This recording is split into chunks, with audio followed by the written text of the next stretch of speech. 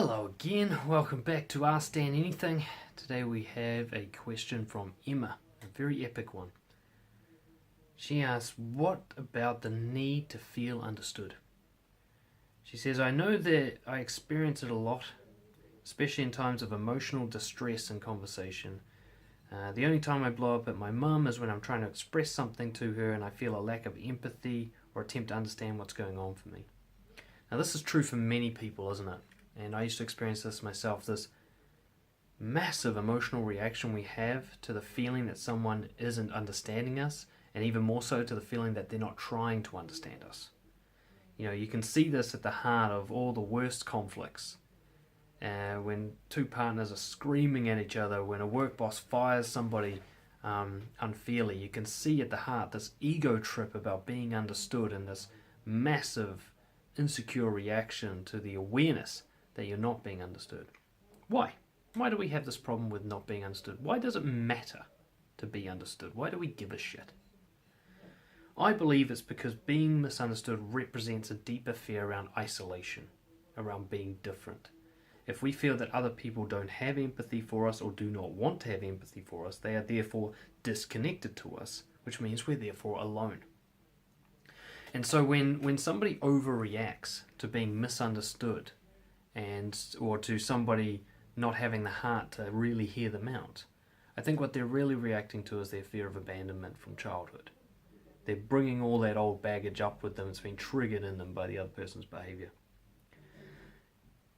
Somewhere along the line, we also develop this expectation that we're understandable, and that if anybody doesn't understand us, it's a malicious move on their part. They're choosing not to, because we're so easy to understand. They'd have to actively and deliberately work against understanding us. We develop this expectation that they should be able to translate what we're saying in an emotional crisis, even though we're being very indirect and hiding a lot of truth.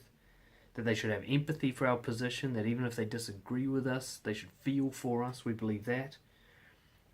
And yet, we're pounded every day with constant evidence that it doesn't go the other way. There's so many people out there in the world right now that you don't understand, isn't there? Thousands, millions of them. You look at extreme groups, Antifa, neo-Nazis, ISIS, pedophiles, you look at them and you go, I can't understand why you have no empathy for their position, do you? They're just evil and you don't want to hear them out. And yet, you punish others for being the same way. You believe when you do it, it's justified, but when they do it, they're being malicious, harmful, and evil. And you react. You react with aggression and defensiveness. You feel under attack. You're constantly afraid at a biological level of being in the outgroup, of being kicked out of the tribe. And you see this as a push. When somebody doesn't understand you, they're pushing you out of the tribe. That's how your simple brain reacts to this. Your brainstem gets on alert. And so you fight back against it because you want to stay in the tribe. You feel like you're on trial in front of the chief of the tribe. If you don't make yourself understood, you're going to get kicked out because you're not part of it. And you punish others for not being able to understand you or for not having the willingness to understand you, even though they're under no obligation to. Just like you're under no obligation to understand pedophiles or ISIS or any other people that you hate, right? So the first thing to look at is, why doesn't this go both ways? Why aren't you putting effort to understand the people that you find confusing, that you find threatening, or somehow vaguely misunderstandable? Because if you're going to demand it of others, you've got to demand it of yourself. And lies the clue. It's in this that the secret to being understood evolves. You give what you want to get. It's a key principle in my work, giving what you want to get. When you feel needy about something, the best reaction, I believe, is to give it rather than try to take it. So if I'm struggling to be understood, what I'll try and do now is switch to trying to understand them. Because it's almost both ways every time, isn't it? Nearly every time I'm in a conflict where I feel misunderstood, I also don't get where they're coming from, because I don't understand why they can't understand me. So if I understand why they can't understand me, I don't get upset by it. But when I don't understand why they're not trying, why they don't get my point of view, that's when I feel defensive and aggressive.